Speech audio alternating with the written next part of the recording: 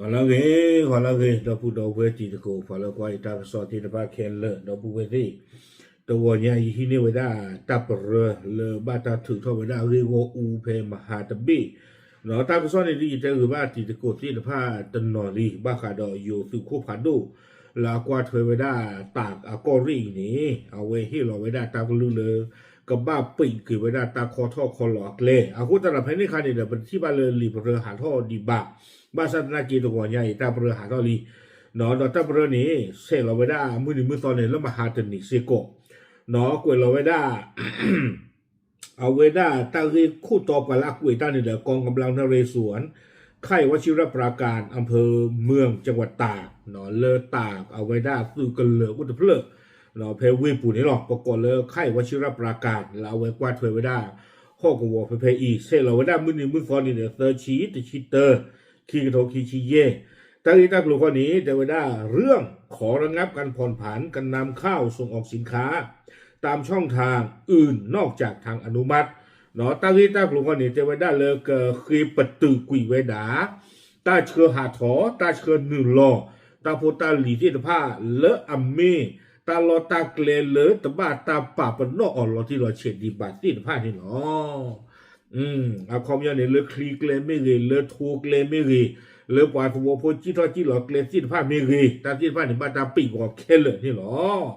ตั้งที่นักหลวงนี่เราเวชเชื่อท่อไว้ได้สู้นายด่านศุลกากรแม่สอดตาโคตาตัวเนาะตาโพตาลีอากาจ้าเอาความยาวตาเลอตาโพตาปวดตาลอที่ผ้านี่เนี่ยเอาไว้บ้าถวยดอกตาโคตาตัวอากาจ้าหรอมั้งเวลาเชื่อท่อเชื่อหล่อ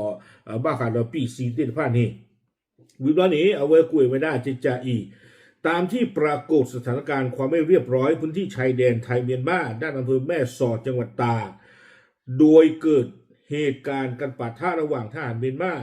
กับกองกำลังชนกลุ่มน้อยกลุ่มต่อต้านอย่างต่อเนื่องในพื้นที่บ้านนิลปานฝั่งประเทศเมียนมาทำให้กระสุนข้ามตกฝั่งไทย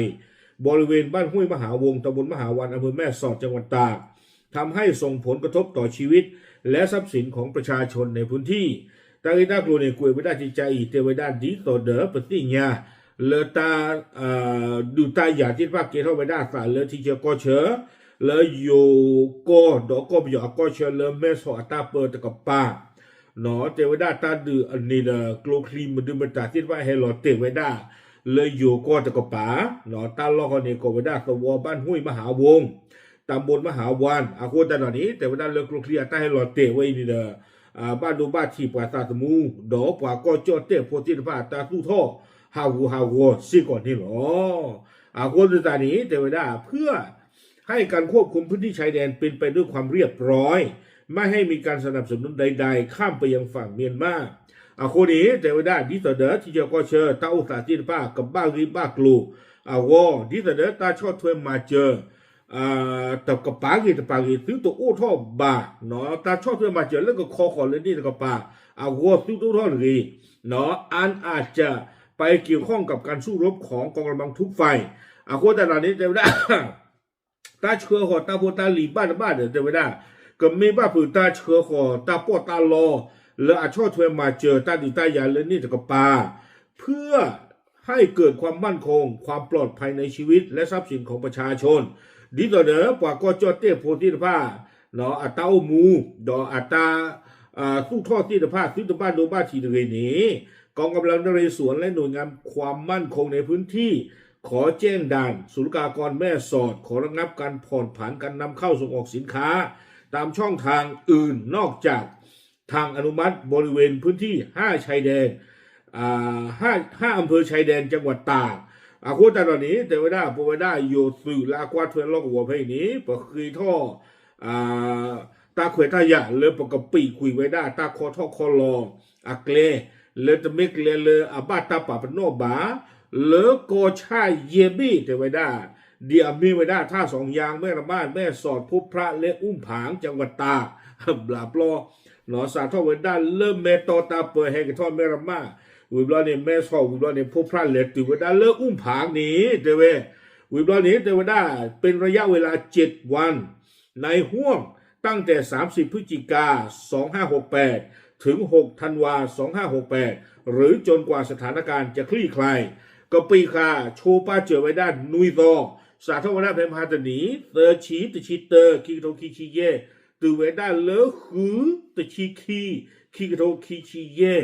นอเมนไม่มาข้อนี้ก็อุ้ขอไว้ด้านตือเลือกเต้าตาที่ผา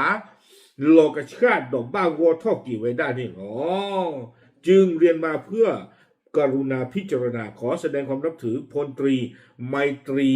ชูปรีชาผู้บัญชาการกองกำลังนเรศวรหนอเซลเวดาสุโคไมตรีชูปรีชาเวกองกำลังนเรศวรสุโคผ่านดูลากวาถวยหอกวัวเพอีกนี่หรอเวนี่มีเวดาตาเบรหนอเลบาตาถือท่อเวดาโอดออัตซีโอดออัตอาซีมุนดุมตาหลอที่เราเชอาควตาตอนนี้นุยต่อนอนนุยต่อไม่ติดต่อเด้อเอาไว้กุยเราไว้ได้ที่จะผ่านเนี่ยดูเกลละอพอเซสาดิต่อเด้อปสิญญาอสุนี้ก็ใครนี่อุดาตาคอทอคอลตูนอกิเตอร์นอกิคีหรออาควตาเราไม่ลากาที่ผ่านเนี่ยดูโลกไม่อยากเลยตะพอเซสานอนคาบา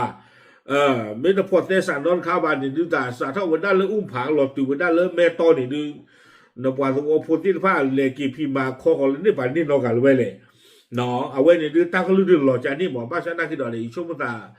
แล้วตาอุตส่าห์นอกก้อนเนี่ยดูตานมาป้าไว้เลยเนาะแต่ตาว่าขอทอเราหรือกูเดียดเลยอยู่ช่วงตาจานี่หมอป้าฉันไม่เลยตาก็รู้เนี่ยดูหล่อไว้ได้จานี่เนี่ยหรออากูตาตอนนี้เอาไว้เลยตาเกล้าตานี่เฮ้ไว้ได้ตาคมเลือดตาดูตายาแล้วนี่จะป่ะกลุ่มที่ผ่านให้หล่อเตียนเราก็ไม่อยากเพิ่มมันนานมันให้หล่อเตียวดีเนาะอย่างที่เลยเอกกิติศักดิ์แม่สอนพูดเราไว้ได้นี่เนาะอยู่ถึงบ้านขาบล่อไว้ได้แล้วมือขี่มือหนักเกล้ากับยาเขาไม่เอากลูเกนหรอเนาะกลุ่มแต่ที่เล็กนี่ว่าขายรอตา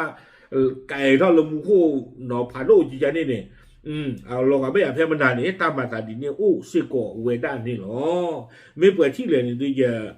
ตะกวาเราที่บ้านตามกระทรวงที่บ้านเนาะโอเคเอาไว้ไม่ไว้ได้ตากลือเนาะดอกตาเบรหรือบ้านตาถือท่อไว้ได้เพิ่มมาหาตันนี้หล่อที่หล่อเฉียนนี่หรอป่าพลาดดูสิยาจีฟนโกโพเทหรอตามเลย